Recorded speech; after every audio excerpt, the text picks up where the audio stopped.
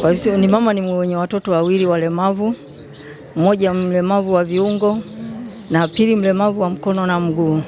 Mwanangu wa kuzaliwa nayo, changamoto imeanza na darasa la kwanza, ana miaka 9, na kuanzia hapo alikuwa na akili sana. Kuanzia hapo changamoto ilianza kwa ugonjwa wa degedege. Akaugua muda wa miezi mitatu kwa siku 90. Ugua kwa miezi mitatu kwa siku 90. Madaktari wameshindwa, ilibidi wamenitoa. Wakanambia mama, tumeshindwa. Kutana na mama huyu shujaa, mama ambaye amebeba maumivu mazito, lakini mama ambaye amebeba mzigo mzito, kana kwamba unaweza ukasema mzigo huu alioubeba ni mzito kwake. Mama huyu ambaye anaishi na watoto wake wawili, wote wakiwa na ulemavu, hapa anatueleza namna ambavyo anavyopambana kuhakikisha watoto wake wanapata zile huduma zote za msingi. Huku jambo la kusikitisha na la kuhuzunisha ni kwamba baba wa watoto hawa ameterekeza familia hii na kumwachia mzigo wote huu mzito mama huyu. Akaenda mbali zaidi na kuuza nyumba ambayo wameitafuta wote kwa muda mrefu, jambo lililopelekea mpaka sasa familia hii ya watoto hawa ikiwa na mama yao huyu kutokuwa na makazi maalum ya kukaa. Hapa mama huyu anatueleza msamaria mwema mmoja aliyejitokeza amewapa hifadhi ya siku chache tu ya kukaa katika nyumba hii, huku mama huyu hapati usingizi akiwaza endapo mwenye nyumba hiyo akihitaji nyumba yake wataelekea wapi.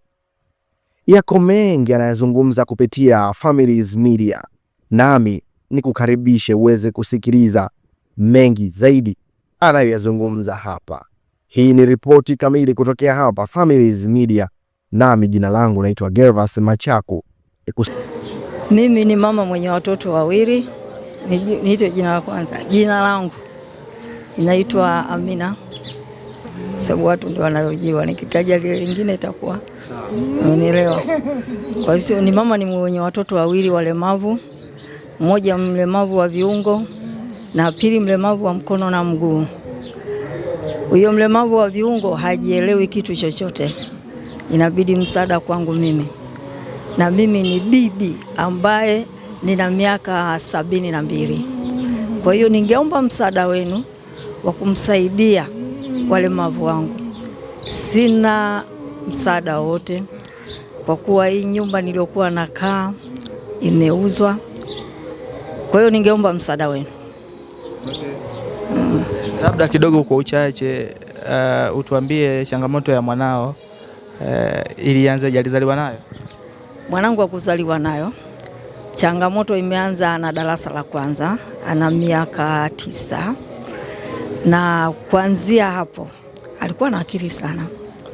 Kuanzia hapo changamoto ilianza kwa ugonjwa wa degedege. Akaugua muda wa miezi mitatu kwa siku 90. Ugua kwa miezi mitatu kwa siku 90.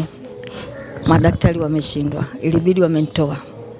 Wakanambia mama, tumeshindwa, utoke. Ilibidi nimetoka kweli. Kutoka nikahangaika naye, nimefanyiwa process hospitalini, ikawa anachukua mazoezi kwa sababu alikuwa hata kutembea alikuwa anatembea ubavu mmoja, lakini kati ya kufanya mazoezi Mungu kamsaidia akaja kutembea vizuri. Kufanya mazoezi yale siku 2-3 naona mtoto kakata kauli, haongei. Ilibidi nimeacha. Ndio changamoto ilipoanzia hapo, na mpaka sasa changamoto yake hata kuongea haongei. Hakulishwa mpaka nimjivilie mimi, japo anatembea, mtu akimwona anajua mzima, lakini nimlishe, nimvike, nijue kama anaenda nimuogeshe, nijue kwamba je ana tatizo gani, nijue mimi. Kwa hiyo mpaka sasa babake ameshamwasi, kamkataa. Sema sio mwanae. Kakataa, kwa sababu hata kama anasema ni mwanae lakini kamkataa, kwa sababu mpaka toka akatae wana miaka 6 hajamuona, haja kusema kumuona kwa hivi macho ni baki, lakini imebidi matumizi, hakuna cha matumizi. Anasema mdogo kaenda kule kamwambia baba nimekuja, alimuita kwenda kule, hakumpa kitu chochote, na hiyo ndio changamoto na sasa hivi. Kwa hiyo ndio nilichokuwa nacho changamoto. Naomba wananchi mwenye kuguswa na matatizo yangu niliyokuwa nayo, naomba msaada wao. Labda tufahamu kidogo, nyumba ambayo iliuzwa ilikuwa ni ya kwako? Nyumba ilikuwa ya kwangu na yeye baba. Baada ya kuwa mwanamke mwingine, ilibidi kwamba kashawishiwa na mke wake akaja kuuza nyumba. Kwa hiyo mimi ndio hivyo, mimi nimefanywa kuomba kwa yule aliyokuja kununua nikae kwa muda. Kwa hiyo ndio habari ndio hiyo. Kwa maana yake mpaka sasa ambaye alinunua akisema kwamba muondoke, mtakuwa hamna kwa kwenda? Hamna pa kwenda. Akituambia muondoke hakuna pa kwenda. Kwa hiyo ndio hivyo. Ningeomba msaada wenu. Na kuna mawasiliano yote ambayo labda uwaga unafanya naye au alishe kukupigia simu huyo mume wako kuzungumza chochote? Hakuna kitu. Hamna. Hayuko mbali. Ni tuko jirani. Jirani, lakini hakuna kitu. Nielewa. Kwa sababu hata kuongea ama hata kusabaiana inashindikana. Sasa mtu aje ama kuongea kwambie kitu fulani kinakuaje? Unielewa. Labda tuambie sasa changamoto za ujumla ambazo zinawakumba ni zipi? Changamoto ni nyingi nilizokuwa nazo. Kuna changamoto ya chakula, kuna changamoto ya nguo. Yaani karibuni changamoto zote za binadamu alizokuwa nazo mimi ndio nilizokuwa nazo. Kwa hiyo ningeomba msaada.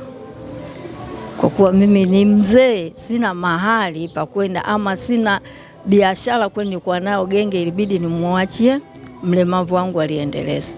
Kwa sababu nimeshachoka. Kwa hiyo ndio hivyo. Na hapa Morogoro ndio ambapo mlipozaliwa hapa au mlikuja kuanza kutafuta tu maisha?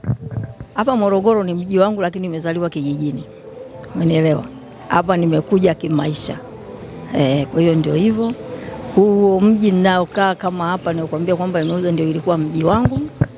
Kwa hiyo kama ni hivyo imeshauzika, nashukuru Mungu. Kwa hiyo hakuna tatizo. Na kuna kazi yote ambayo kwa sasa labda unajishughulisha nayo?